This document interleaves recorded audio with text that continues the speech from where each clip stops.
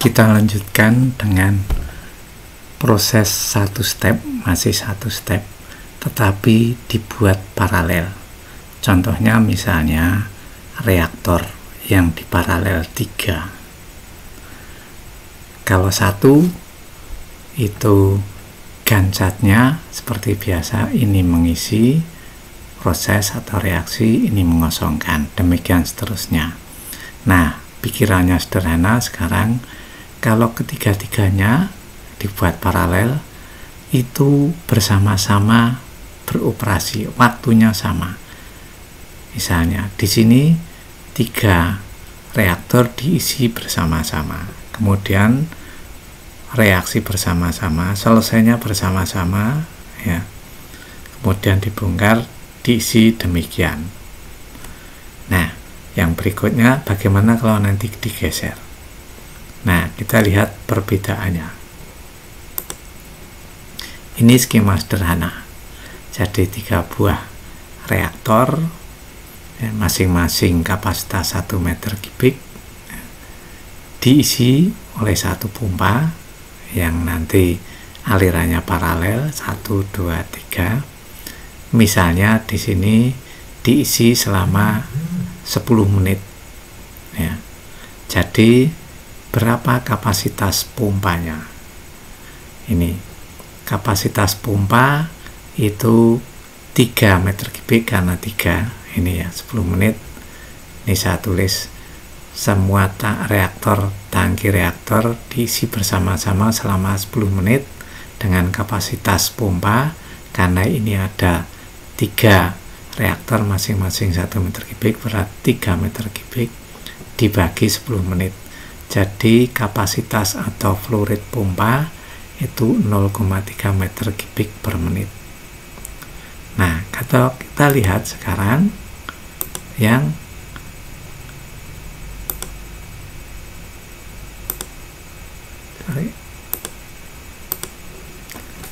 berikutnya, yaitu mengisinya satu persatu. Jadi reaktor 1 dulu diisi, selesai baru reaktor 2, selesai baru reaktor 3, maka jadwalnya menggeser. Ini gun charge atau time event charge-nya reaktor 1, yang ini menggeser reaktor 2, berikutnya reaktor 3. Tetapi masing-masing reaktor waktu siklusnya sama. Jadi ini misalnya 3 jam, ini juga 3 jam. Nah, kita lihat apa bedanya. Nah, sekarang kalau ini kemudian pompanya bekerja terus. Pertama mengisi reaktor, tangki reaktor pertama 1 meter kubik. Setelah selesai baru yang kedua dengan kapasitas sama. Selesai yang ketiga. Berapa kapasitas pompa yang diperlukan? Karena tiap saat hanya 1 meter kubik, maka kapasitas pompa yaitu 1 meter kubik per 10 menit. Jadi cuma 0,1. Jadi pompanya lebih kecil. Cuma memang waktu beroperasinya lebih panjang. Tapi ingat, pompa yang biasanya continue, kalau untuk on off itu terlalu lama off-nya, jadi juga dari sisi produktivitas itu berkurang. Maka lebih baik pompa ini jalan ya paling lama. Maka seperti ini, kalau kita ngisinya satu persatu, pompanya bekerja lebih lama, 10 menit, 10 menit, 10 menit, jadi 30 menit. Dan pompanya lebih kecil. Maka patokannya, kalau paralel, jangan menggunakan atau merancang time eventnya yang seperti ini. Jadi rule of thumb-nya supaya efisien, buatlah jadwalnya itu menggeser. Nanti kalau mengisi satu persatu, tadi buktinya itu lebih efisien. Nah, ini ada ide, tapi ini untuk memahami waktu idle, waktu kosong yang tidak produktif. Pikirannya adalah biarlah 3 itu bergantian prosesnya. Misalnya reaktor pertama dulu jalan, ini isi proses atau reaksi kosong. Sementara ini selesai, reaktor 1 berhenti bereaksi, disambung reaktor 2. Demikian juga yang reaktor ketiga. Jadi time eventnya seperti ini. Tapi time event yang seperti ini itu tidak cocok, tidak efisien. Ya, definisi waktu siklus apa? Waktu siklus itu adalah waktu mulai mengisi sampai ke mengisi berikutnya. Nah, kalau ini waktu siklusnya berapa? Ini sampai sini cukup panjang. Nah, padahal operasinya prosesnya hanya segini. Jadi waktu idle-nya sangat besar. Maka ini tidak efisien. Maka ini tidak dipilih. Jadi rule of thumb-nya kalau paralel itu pilihlah yang jadwalnya digeser seperti ini. Nah, berikutnya. Sekarang 2 step. Tapi setiap step masing-masing 1 alat. Ini misalnya reaktor ya. Reaktor 1, reaktor 2. Ini masing-masing waktu siklus. Reaktor pertama total 3 jam dengan ngisi dan mengosongkan 1/4. Reaktor 2 total 2 jam. Sebenarnya nanti tergantung apa skemanya. Kalau tanpa tangki intermediate, maka nanti waktu mengosongkan reaktor pertama akan sama dengan waktu mengisi reaktor kedua. Ini saya ambil sama. Waktu mengosongkan reaktor pertama sama dengan waktu mengisi reaktor kedua. Ini ada kalau 2 step dalam 2 alat, ada 2 cara operasi. Dua-duanya sama baiknya. Yang pertama, bila tanpa intermediate storage. Jadi seperti skema ini. Wah, reaktor pertama selesai, langsung dibongkar ke reaktor kedua. Sementara kalau reaktor pertama belum selesai, reaktor 2 nunggu. Nah, data ini kemudian kita plotkan dengan Gantt chart. Ya, ini step pertama, yang ini step kedua. Ini waktu. Lihat di sini, mungkin tidak terlalu jelas. Reaktor pertama itu waktu siklusnya 3 jam. Ini 1/4 jam mengisi, prosesnya 2,5, 1/4 jam mengosongkan. Tapi karena tanpa intermediate, ya, waktu pengosongan reaktor pertama persis sama dengan waktu pengisian reaktor kedua. Maka ini yang reaktor kedua di paralel persis. Ini waktu pengosongan reaktor pertama, ini waktu mengisi reaktor 2. Nah, ini terus, demikian seterusnya. Tapi lihat yang reaktor kedua. Misalnya, ini reaktor pertama, pada step pertama selesai, diisi reaktor kedua. Karena reaktor kedua reaksinya 1,5 jam, plus mengosongkan, maka ini hanya 2 jam. Begitu selesai reaktor 2, reaktor pertama belum selesai, maka dia harus nunggu. Karena pengisian reaktor kedua nunggu reaktor pertama. Nah, akhirnya jadwalnya seperti ini kalau dibuat. Nah, definisi waktu siklus apa? Mulai waktu mengisi sampai mengisi lagi. Kalau reaktor pertama, ini urut. Coba reaktor kedua. Ini mengisi berikutnya di sini. Nah, dia mempunyai idle time, waktu kosong. Yang ini waktu tidak produktif. Jadi, berapa waktu siklusnya reaktor 2? Praktis sama dengan waktu siklus reaktor pertama. dari sini ke mengisi lagi 3 jam. Ini 2 jam operasi, 1 jam idle.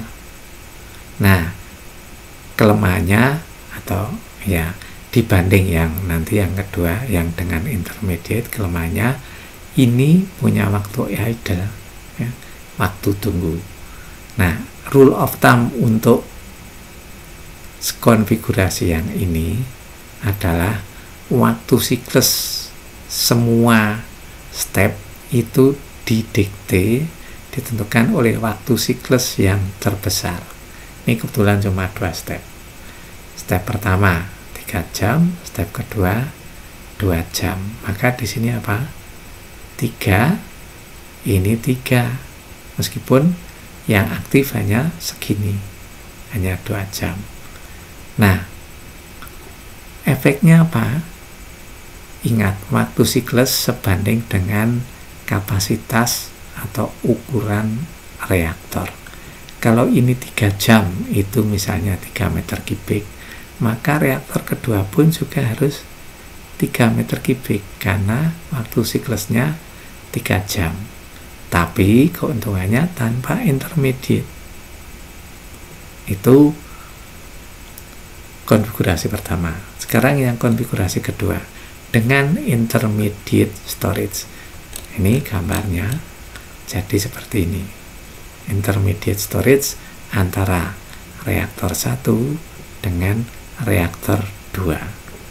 Ada tengah-tengahnya.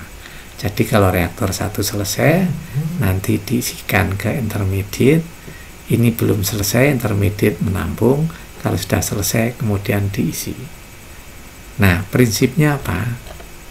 Supaya proses di step pertama dan step kedua itu independen. Jadi reaktor pertama juga jalan terus-menerus, reaktor kedua jalan terus-menerus, tidak punya idle time. Beda dengan yang ini, tanpa intermediate punya idle time. Kalau ini tidak. Nah, kelebihannya apa? Dengan tidak punya idle time, praktis waktu siklusnya seperti waktu siklus desain, yaitu reaktor 2 jam, ini 3 jam. Jadi dari ukuran reaktor ini, step kedua, reaktor kedua lebih kecil dibanding reaktor pertama karena memang di sini waktu siklusnya lebih kecil. Tetapi kelemahannya plus tangki intermediate. Kalau yang pertama ini tanpa tangki intermediate, tapi reaktor kedua sama besarnya dengan reaktor pertama. Kalau dengan intermediate storage, reaktor kedua lebih kecil tapi plus tangki intermediate. Mana dari dua ini yang lebih, katakanlah yang lebih dipilih? Sama saja, tergantung dari kasus.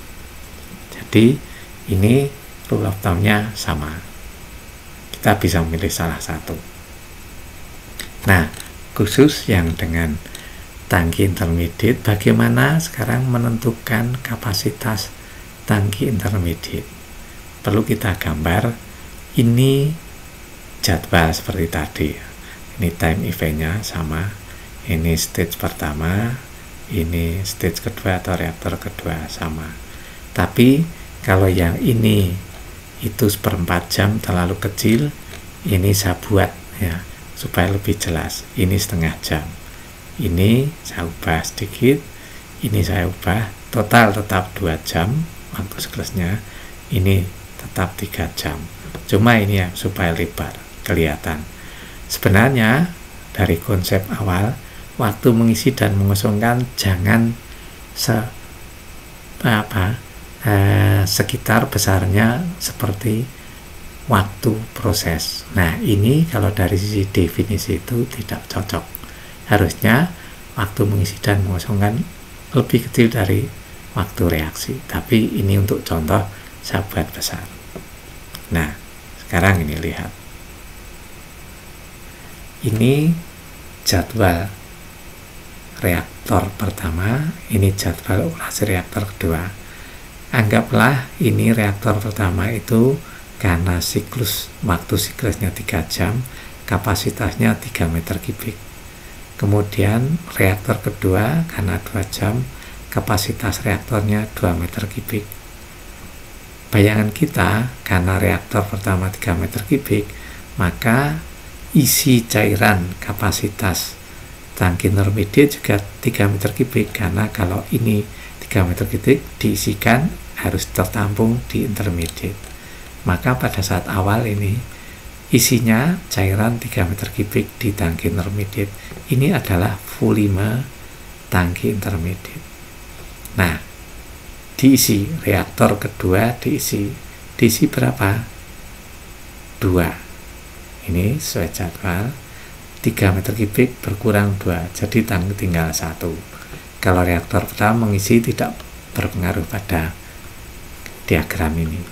Terus proses jalan sampai reaktor kedua selesai, tapi reaktor pertama belum selesai, jadi belum membongkar.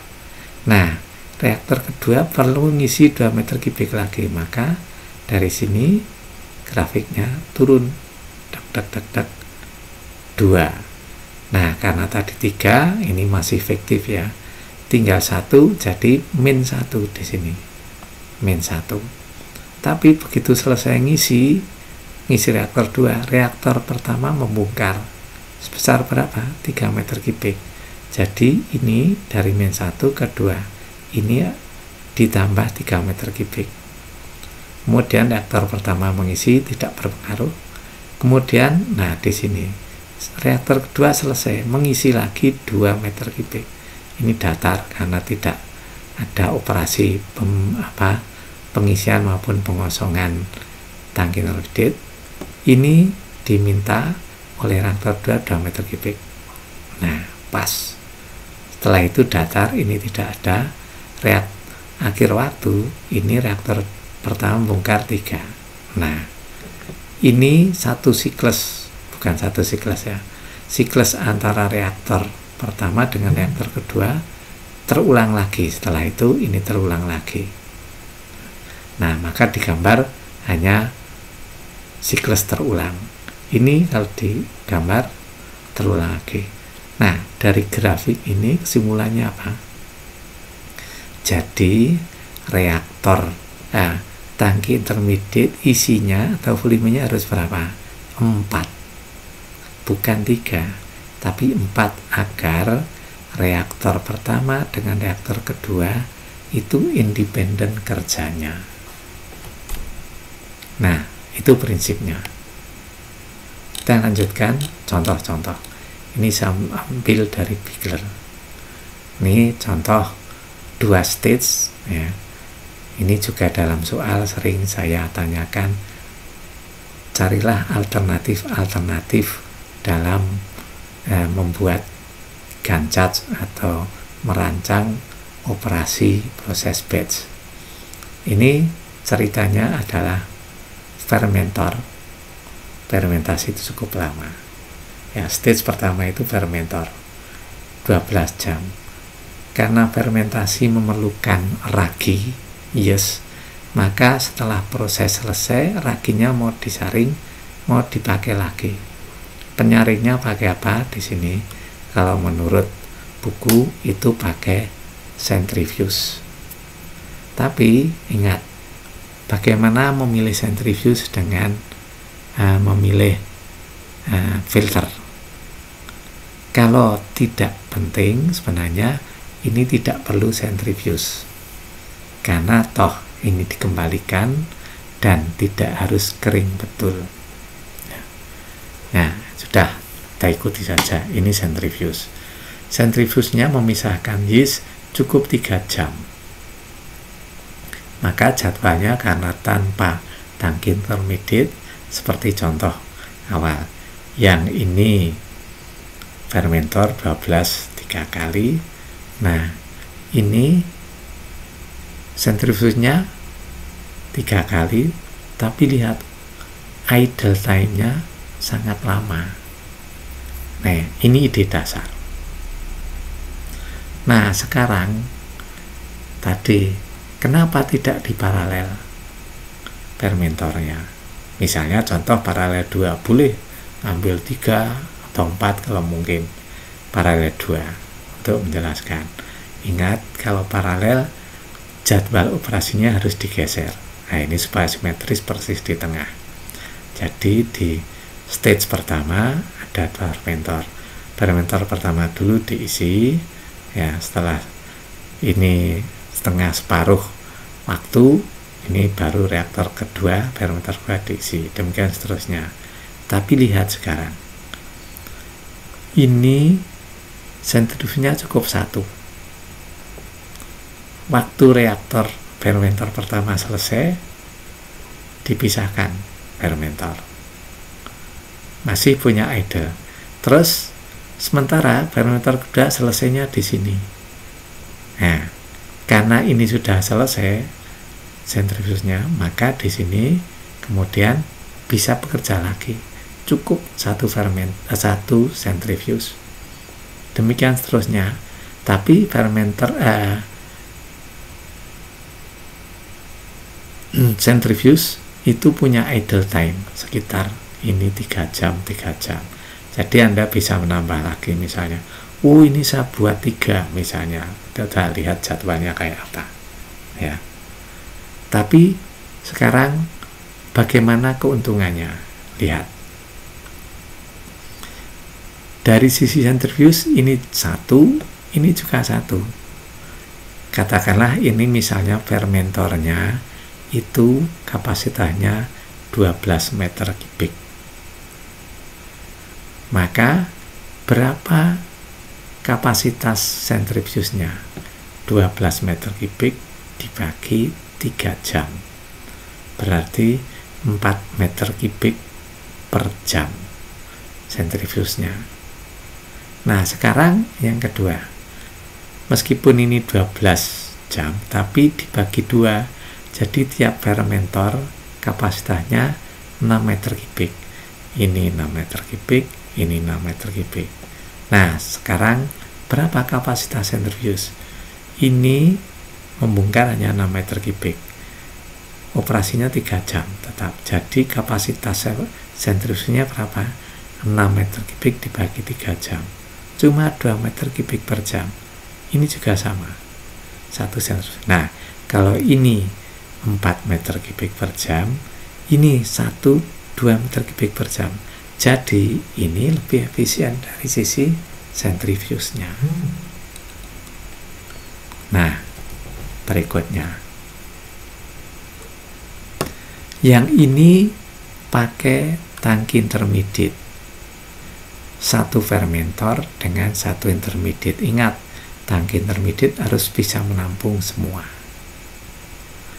Nah, kalau misalnya fermentor kapasitasnya 12 meter kubik, maka tangki intermediate ini di gambar titik ini kapasitasnya juga 12 meter kubik.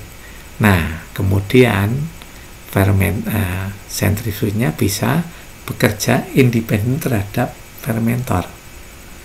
Kebetulan ini 12 jam. Kalau contoh ini hanya 3 kali.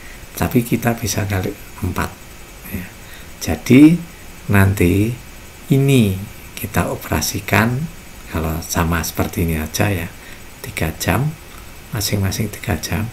Ini 12 meter kubik dipisahkan dalam 3 kali, masing-masing 3 jam. Berarti berapa? 12 dibagi 9. Jadi cuma 1,3, ya. 1/3 meter kubik per jam. Nah, dengan 1 sentrifuge tapi kapasitasnya lebih kecil, tapi plus tangki intermediate, maka ini alternatif yang ketiga. Nah, jadi ini menjadi lebih efisien dibanding yang pertama. Kalau ini memang lebih besar sedikit dibanding ini sentrifugenya, tapi ini plus sentrifuge, plus tangki intermediate. Nah, demikian kalau kita memodifikasi yang ini single product untuk lebih dari 1 stage.